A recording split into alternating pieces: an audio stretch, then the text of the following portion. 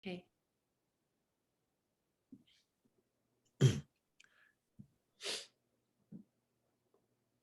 Good morning. You're listening to WXOX 97.1 FM in Louisville, Kentucky, or streaming on artfm.com.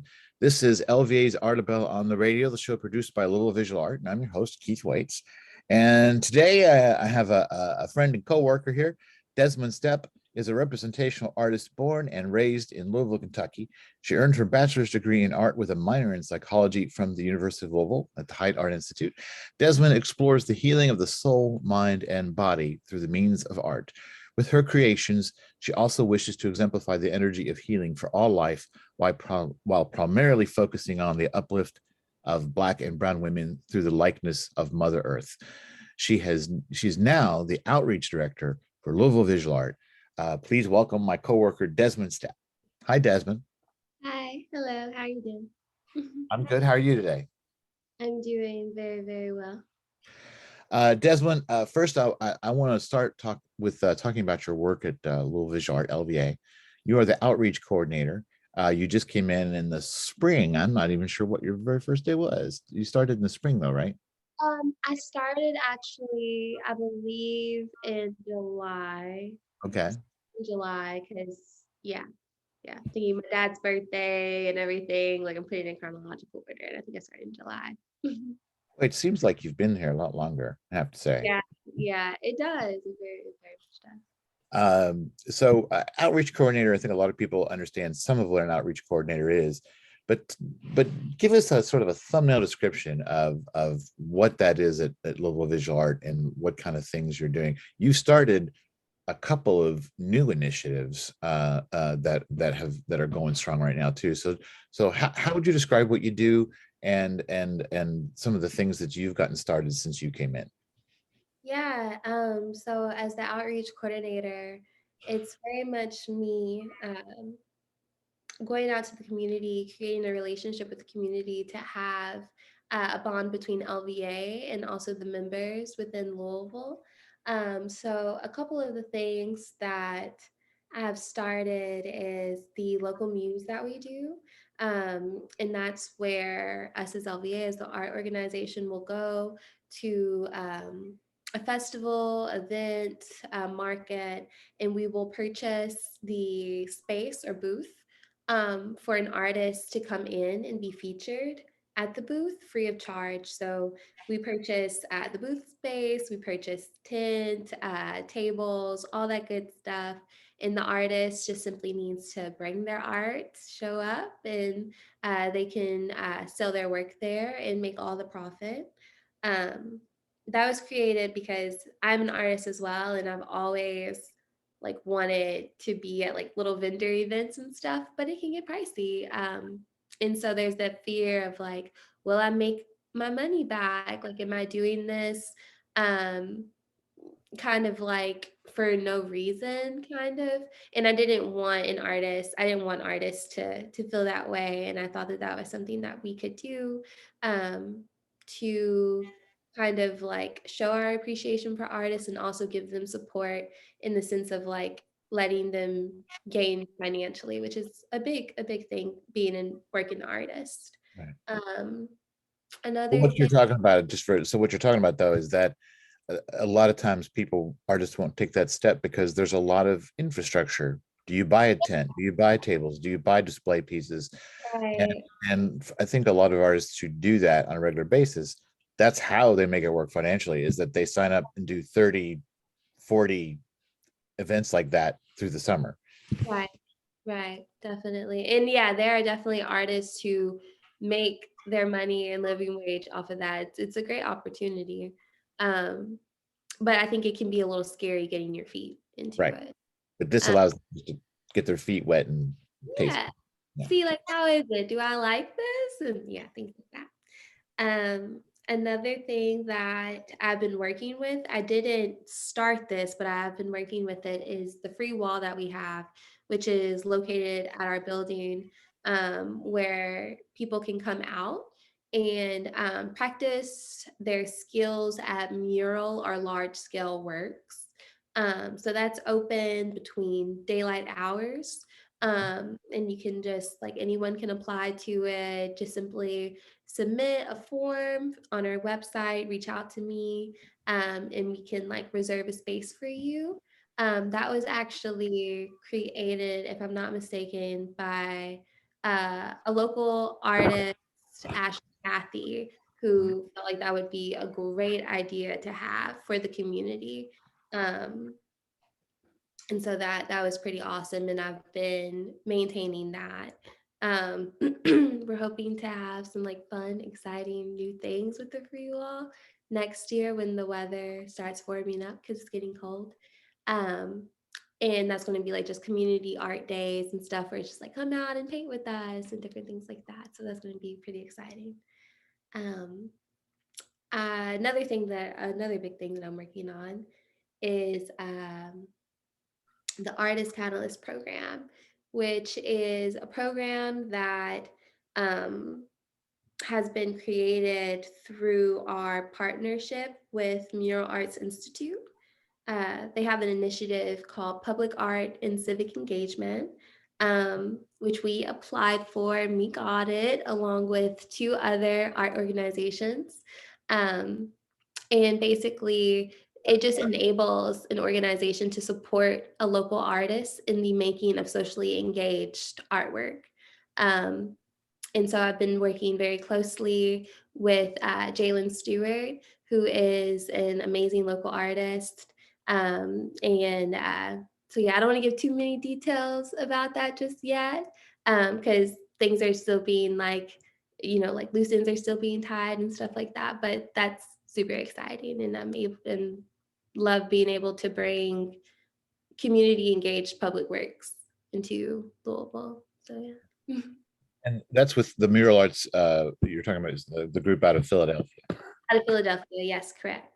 And I know that so far that hasn't had a public profile, but you have spent a lot of time because a part of that program is um, um, taking the time to build things the right way, and there's a certain amount of development Mm. opportunity, right? So that's not really a public profile thing. So people people aren't seeing something in that program yet. That's because you're in that sort of phase of it. Right, we're still in the planning of it, and but very soon, it will be, you know, everything is going to be like released and told exactly what we're going to be doing. Eyes peeled. Stay tuned.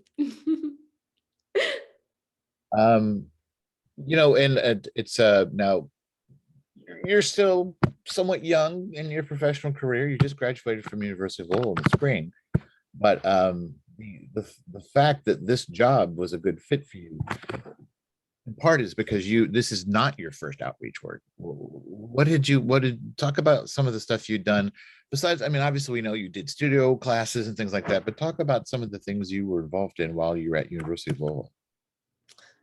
Yeah, so at U of L, I worked 2 years at health promotion, and I was in health advocate. So there's like a couple different branches or elements that you can take within that. There is um, kind of like food, there is sexual health and relationships, there's fitness, and I worked primarily in mindfulness and meditation and also stress resilience.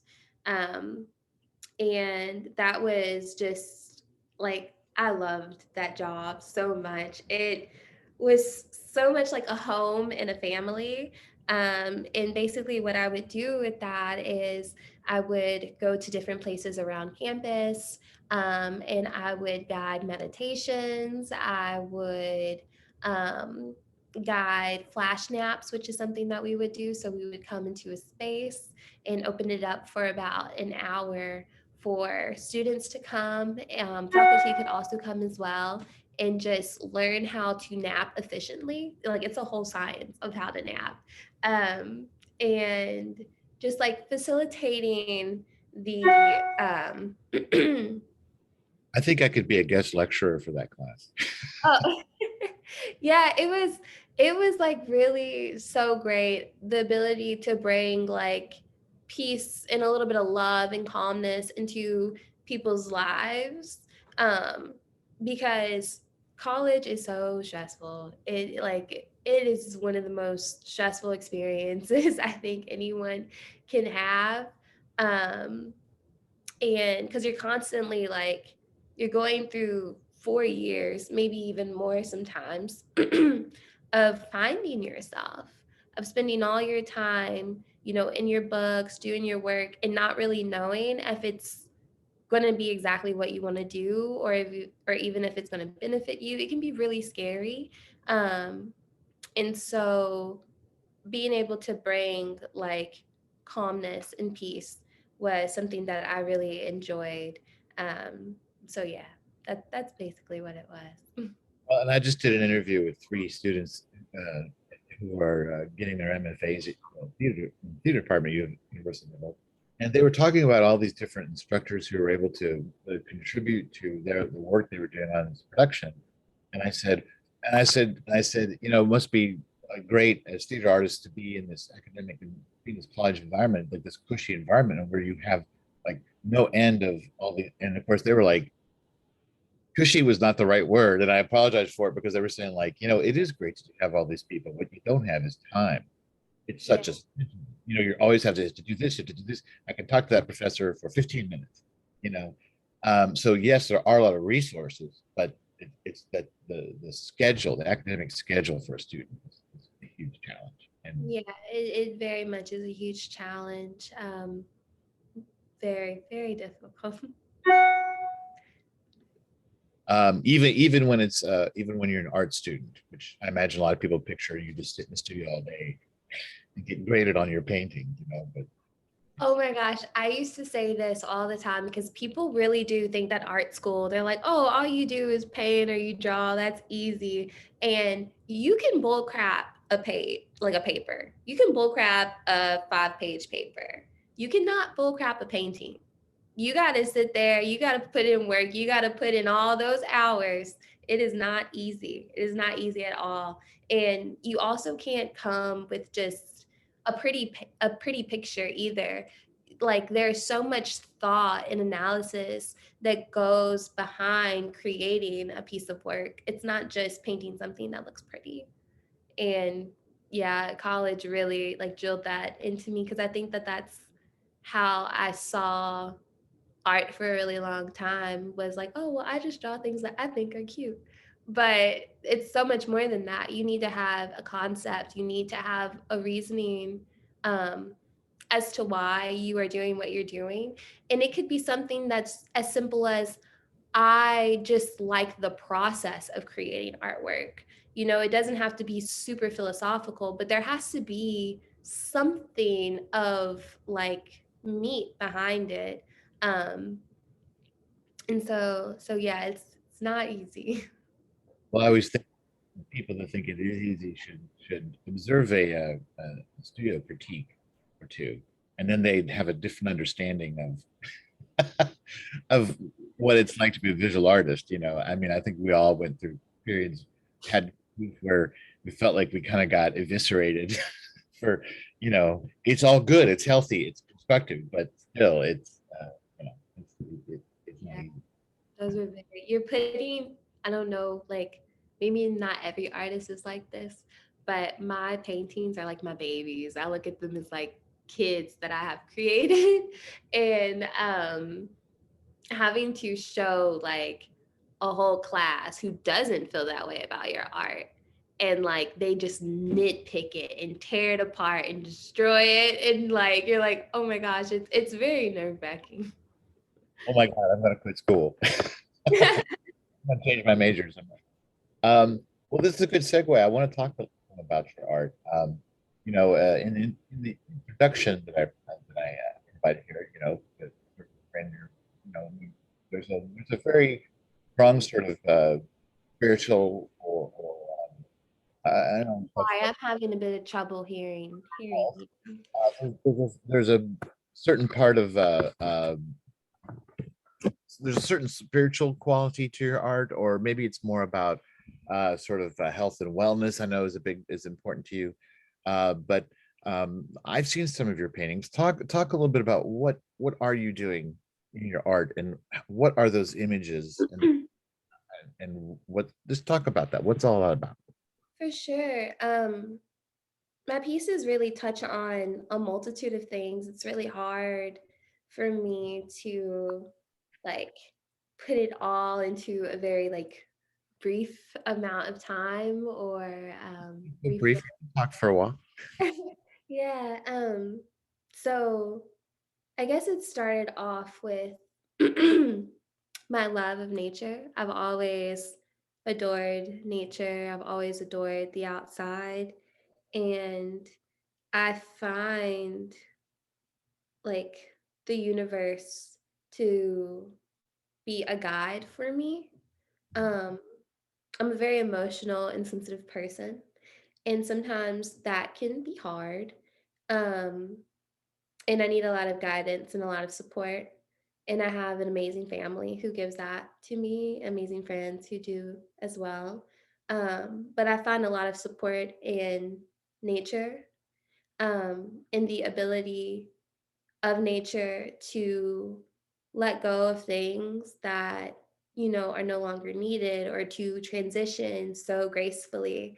We're in fall now, so that's um, a great at fall is hard for me because I love spring and summer. I love seeing life come into earth. And fall and winter can get pretty sad for me because I'm like, oh my God, all the life is dying, it's all going away, and I can get pretty depressed. But when I think of the fact that right after fall and winter, spring and summer are coming right back, and like it it helps me to understand that when things in my life may not go as planned or when something dies, and that could be an into whatever, and into a career and into a relationship and into whatever it is, that there's always something on the other side that is a beginning. Um, and so that is something that I like to put into my paintings, is the vulnerability of Mother Earth. And I really adore that. And I find that I hold that within myself a lot, is the ability to be vulnerable.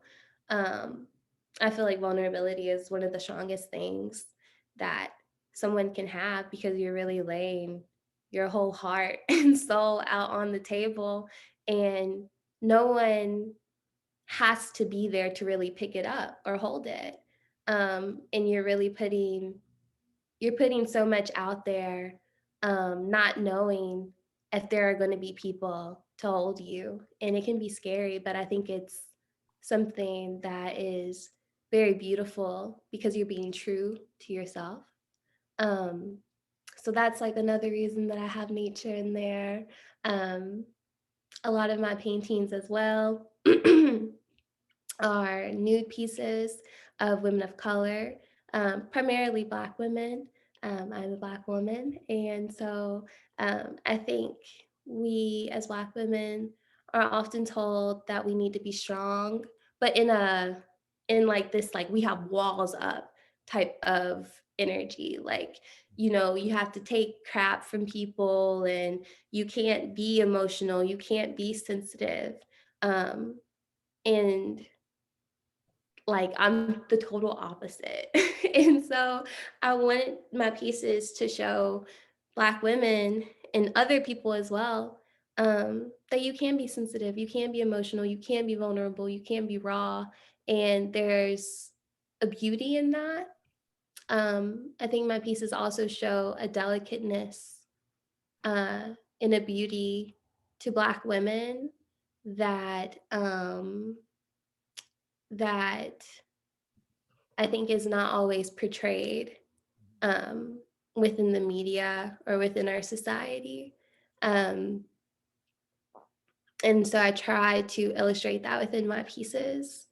They're drawn very realistically because I think as Black women, we're also not given patience a lot of the time.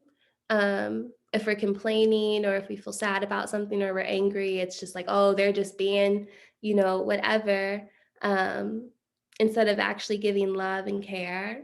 And so the reason that I paint the bodies of Black women so realistically is to show that patience, and that tenderness that we deserve and that all people in all life deserves. Um, so that's that bit. Then it also, I know it's so much, it's a lot. Um, No, that this is really why this show exists, is to give artists the opportunity to talk at length about their work. So don't you not apologize. okay, great. Um, and then another aspect is my spirituality. So again, as a Black person, um, growing up in America, and probably many places in this world, um, we're told that our um, cultures and beliefs of our ancient ancestors are like we shouldn't are bad in some way, such as like voodoo, um, that it's evil, that it's not good. Um, and I very much disagree. I think that it's beautiful. I think that it brings me closer to my ancestors, um, and shows appreciation to my ancestors. So I really love painting um, images of like ancient African goddesses. So I have a couple pieces, one of Oshun, who is an Orisha in the Yoruba culture. She is the goddess of sweet waters, which is basically fresh water. Um, and her her power, I guess, or her energy is basically without her, this world would not be able to exist because all life needs, or not all life, but most life needs fresh water. Like us as humans, we can't drink ocean water. We need rivers, we need lakes. That's how we're able to live. Um, and so her power is something that's so soft, such as, just water, but it's so powerful at the same time. Um, and then I have another piece of Osset, which is an Egyptian goddess. Um, and so I really like to use my pieces as a way to uplift Black women and then also Black history as well and Black cultures and religions. Because I think sometimes as a person of color in America, our desire through society tells us that the closer we are to, or the farther away we are from our African roots, the better and more successful we will be. And I just disagree with that completely. And as a Black person, I really want to get closer to my ancestors, to their history and their culture, and show honor to them in any way that I can. So that's like another aspect as well. Well, it's fascinating to hear you talk about all this, and I've seen some of your work and talked to you a little bit about it before. If I can just so listen to you speak and think about those images, a couple things occurred to me. One is it seems like we live in a world where, of course, people's information and understanding all comes through the media. And if you think about, there's a lot of images of Black women in the media, but they're very, and you can say they're powerful, but they're very um, constructed. I mean, even somebody like Beyonce is an entertainer who is constructing a thing, an image, a presentation, and that what that's very carefully manufactured.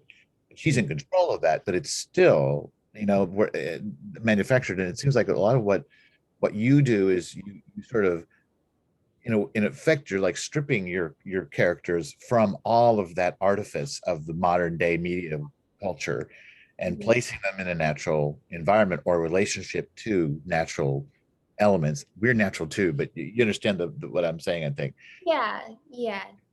But it also occurs to me too, it was interesting because I just was spending time with a story about um, a Native American woman who her name was Tiata, and she was a performer. And this was in the early part of the 20th century. She eventually performed for the Roosevelts in the White House in the 30s. because Eleanor Roosevelt had encountered her earlier.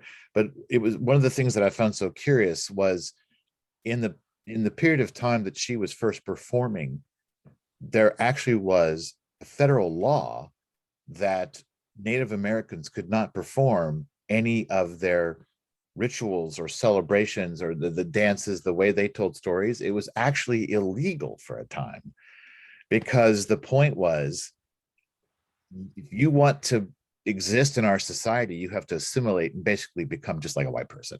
That's exactly what that was about. And it was actually the Roosevelt administration that killed that law. So that was an interesting bit of history, but I think it's the same thing too. It's it's like, and when you think about the black people were brought here as slaves, and everything about their culture was completely stomped out. It was like, and they didn't let it happen, but that was the attempt. And then even after slavery is abolished, right? It's like, live like the white person, be like the white person. That's how you make it. That's how you, and so it's assimilation, Yeah. and how that always seems entirely antithetical to me to the very idea of what America is supposed to be, like welcoming, the old ideal, right? But anyway, so it's interesting. You're tapping into all of that stuff with your paintings. Yeah, yeah, it's like, and I'm gradually becoming, I'm trying to use a word that's not better, but I am growing within my ability to express that within my art.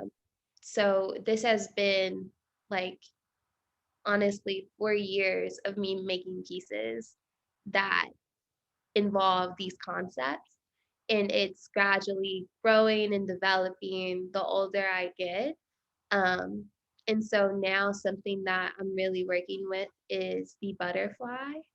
And so I haven't done that many portraits lately, but I've been working with um, the figure of a butterfly because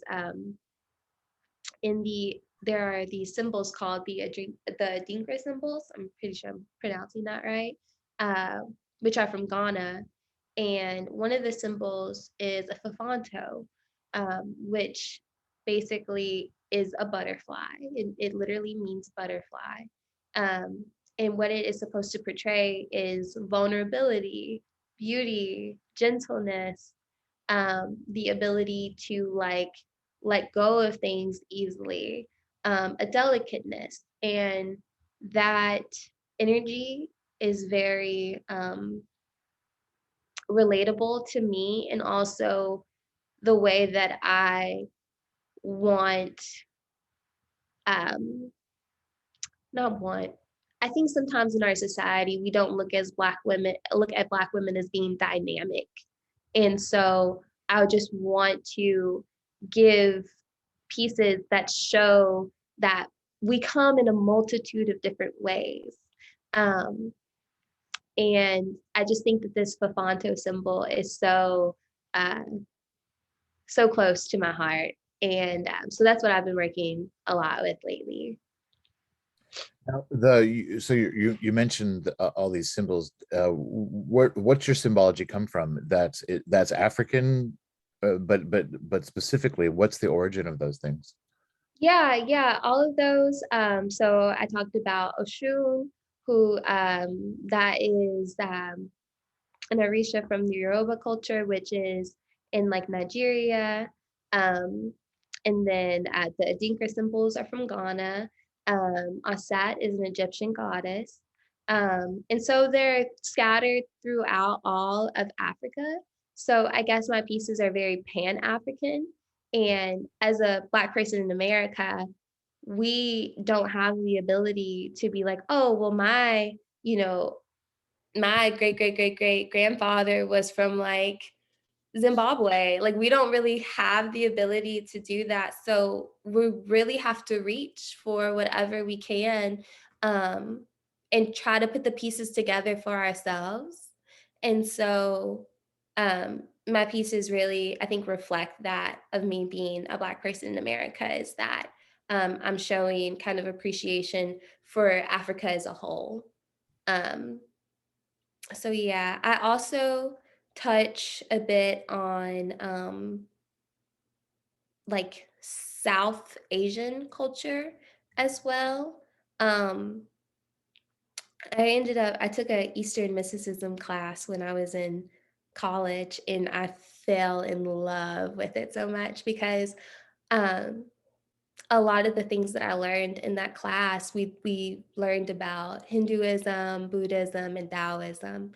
Um, and a lot of what I learned in that class felt so like reassuring for me because I had so many questions about life and so many doubts. And a lot of the things that were told to me at a young age, I just completely didn't agree with. And I had a totally different perspective.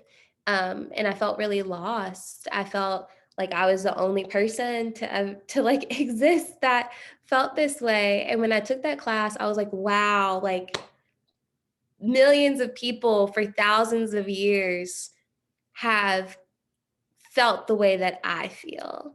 Um, and like whole religions and whole cultures are built off of things that, you know, I kind of would think about when I was young. And so it was just it felt so at home for me. Um, and I felt very held when I took that class. And so um, even though I do not kind of consider myself to, be Buddhist or follow Taoism, I do love to read up on those cultures and beliefs. And I think a lot of my pieces kind of reflect that as well, such as the lotus flower. I use the lotus flower a lot in my work, specifically the pink one, which is supposed to express renewal and rebirth, which I'm always about renewal and rebirth because I feel like we are constantly changing, we are constantly growing, we are constantly evolving. Each second that we're here, um, the person that we were yesterday is not the person we are today. And the person that will be tomorrow is not who we are today. Um, and so, yeah, I like to represent that as well in my pieces. Well, it's interesting to hear you talk about that, and we all have our own sort of spiritual journey or rejection of certain kinds of things or an embrace of other kinds of things. But I was just going to ask you if you had found yourself like wanting to attach or something to any one of those philosophies more specifically. It sounds like, though, I feel like, from getting to know you and what you're talking about here, that you're sort of developing your own spiritual identity and that it's just informed by many of these things. And I feel like everybody's always looking at like, oh, so you're a Buddhist, or they want to label it, right? You're a this and you're a that, so you must not believe in XYZ and you must, and everybody wants labels on something that is very organic and even ephemeral, perhaps. Is that Yeah, I agree. I agree. I don't put labels on myself, especially when it comes to like spirituality. Mhm. I'm a very open person. I've kind of came to the realization that I don't know anything whatsoever, that none of us really know anything, that we're, really much, really like you like guessing what this existence is about. But then so many people fight over it, so many people argue over it, families have been destroyed over it, over something that we are like something that we don't really know fully.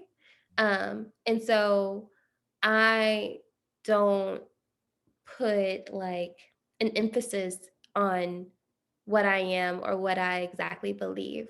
I believe in love. I believe in honoring ancestors. I believe in honoring life and existence, um, and making sure that the things that exist in our world and in our universe are all appreciated.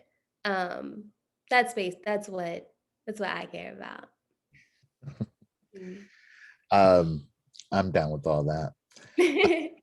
So I don't want to miss our opportunity to call out that you're showing some work. You have a as we are recording this interview on November 19th. This is November 19th. You are in just a few hours going to go to an opening reception in Lexington for a show you're involved in. Tell us what's going on.